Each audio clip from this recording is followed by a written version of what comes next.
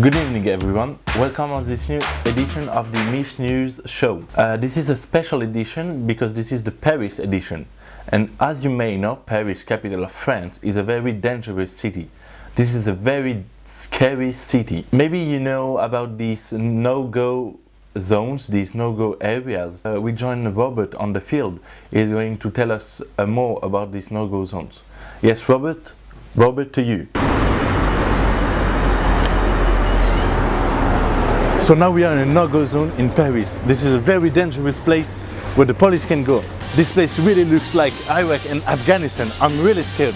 So there you can see a restaurant. This is a terrorist restaurant. It's called a kebab. It's very, very dangerous. Look at this place. Don't go there. This is a no-go restaurant. No-go restaurant. I repeat, don't go inside this place. It's really dangerous. We are in a no-go zone in Paris. Let's go, let's go, let's go. So have you understood? Be safe and don't go in those kebab restaurants. So now let's switch to another topic. Have you heard of this yellow jacket movement? These people go on the streets every Saturday and mess with the police. These people are very dangerous. Without waiting, we join our other Paris reporter. He is gonna try to find out why these people are doing that. Yes? John, to you. Thanks. Okay, thanks Bob. This is John, I'm in Paris. We are on a Saturday, I'm alone in Paris. This is very quiet, but I think it's gonna become very louder in the afternoon. So I'm alone today. I'm gonna try to find some yellow jackets to ask them why they are demonstrating. So, okay, let's go, let's keep quiet. Okay people, it's still Bob. I'm in the street of Paris. I'm gonna try to find some yellow jackets. Oh my god, there is a yellow jacket. Please, sir, please, can you tell us what are you doing today? Why are you demonstrating? Riding a bike. Why are you burning some places? This is dangerous. You got a yellow jacket. No, but you got a yellow jacket, man. You know, in English, security. It's Saturday morning. I'm going to buy some bread.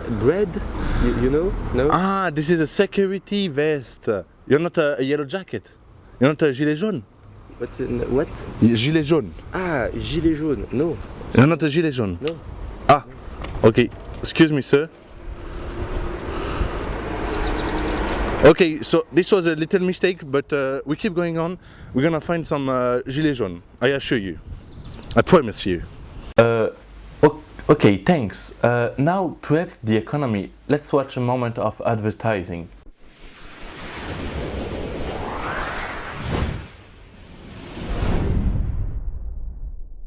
Hi everyone. As you may know, demonstrations are going on every Saturday in Paris and all of France. I'm a person who demonstrates a lot, but I figured out something. What about the people who want to demonstrate but don't know how to do it? So that's why with a friend we thought about this thing. This is the Paris protest kit. Inside you can find a lot of things that allows you to protest and demonstrate in the best conditions. So now let's open it and let's see what's inside. This is a convenient little pouch. You can choose the color with the name on it. Paris protest kit, as you can see it. Obviously you get the yellow jacket. You can see how it works. So this is the first step to be a good demonstrator in Paris. Second thing you have inside. This one, like this, to prevent the gas from the policemen to hit your face. You just cover your mouth like this and your nose. Okay, next step, this one, like this. Also for the gas of the police, so your eyes won't be touched.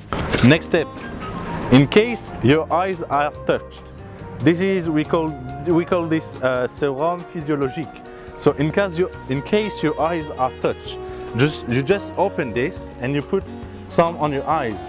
So this will relax you in a matter of seconds. And last but not least, a convenient, beautiful lighter to light up anything you want. You have this pen, this good pen, permanent marker, and you can write slogans everywhere you want, like on Louis Vuitton vitrine or on the car of the police.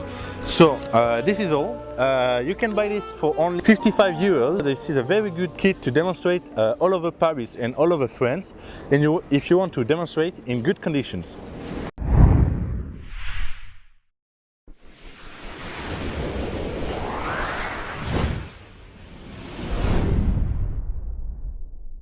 Now let's go back to the serious business. The most important economy expert will try to explain us what is the collapse of economy and why we should all be concerned. Let's listen to him.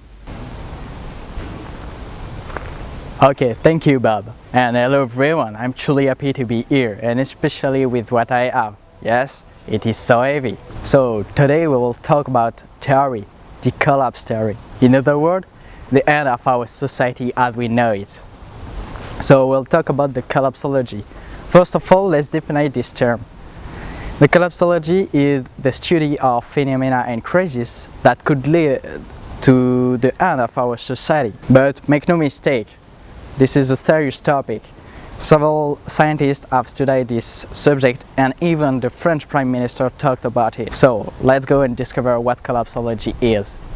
So to begin, nowadays, because of our consumption society, our dear planet lives on a credit. In other words, humanity consumes in just 7 months what the Earth can produce in a year. This is called the day of world undertaking.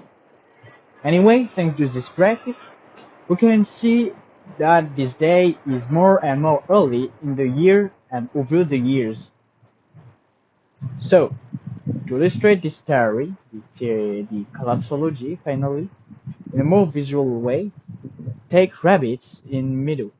So, over the time, the population believes because the meadow provides them with the shelter for life. But when the number of rabbits becomes too important for what the meadow can provide, the rabbits have 3 choices.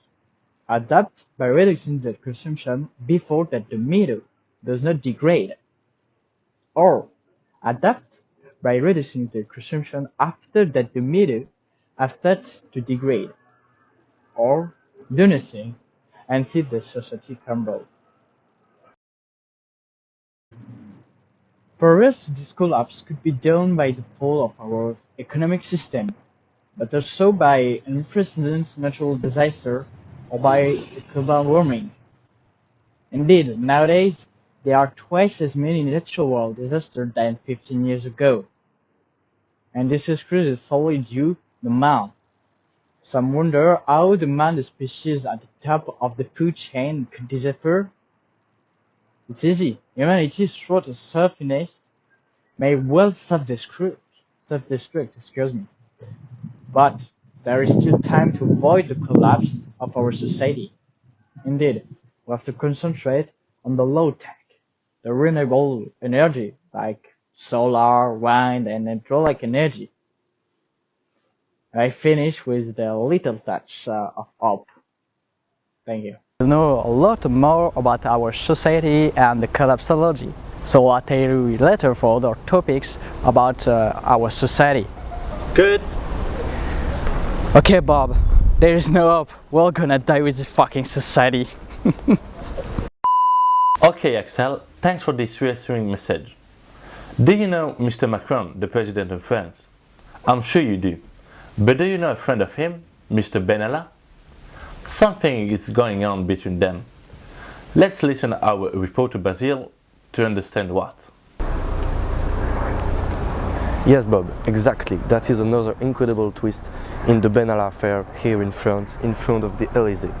This affair have started 1 year ago during riots in Paris when Benalla, the security chief of Macron, was caught red-handed beating up rioters. And now for 1 year, almost everyone, the French population, is confronted to another episode of the Benalla affair.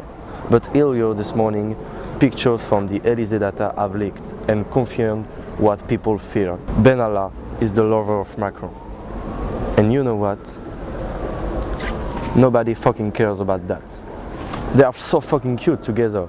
Look at this picture. They are together dancing in a rollerblade disco. adorable.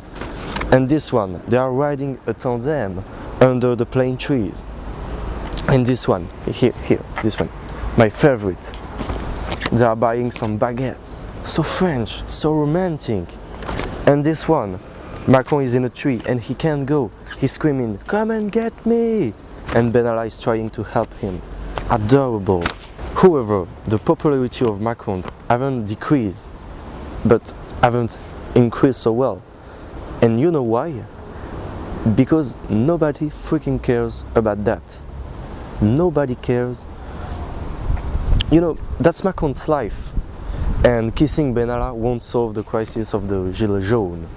But what is interesting is that Brigitte was glimpsed on the scooter of Hollande, the ex-president. But that is another story. Ooh la la, as the French says. Thank you, Basile.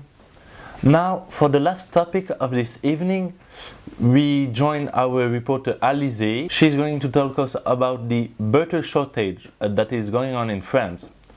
Alizée, let's listen to you.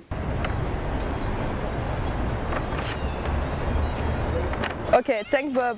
Today we are here in front of a supermarket. Since yesterday we heard everywhere that it's impossible to find butter yet. It's scary, everyone goes to the supermarket and buy as much butter as they can. This shortage is apparently caused by Chinese people who are too many and who consume too much butter and continue to use it more and more. It is also the fault which is rejected on French farmers. They wouldn't be competent enough to manage this big industry.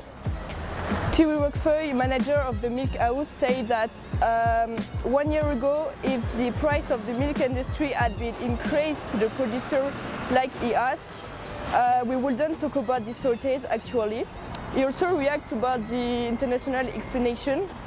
He thinks that there is a real infatuation around the butter and the French gastronomy in all the world.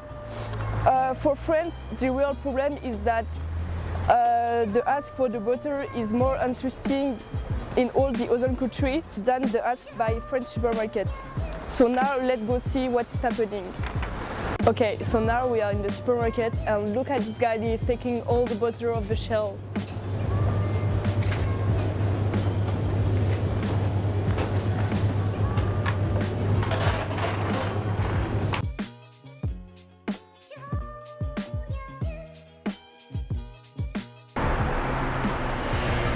Okay, so now we are in front of this bakery. Their customer complain about the pastries price. The croissant passed from €1 to €5. There is much more less croissant baked, and now we will see inside.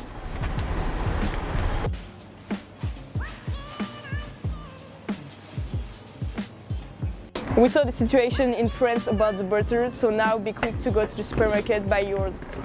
Okay, thank you, Alizée. But the question is, will the French population survive without eating croissants every morning? You're gonna find out in the next episode of MICH'NEWS. Thank you for watching and see you next time and good evening.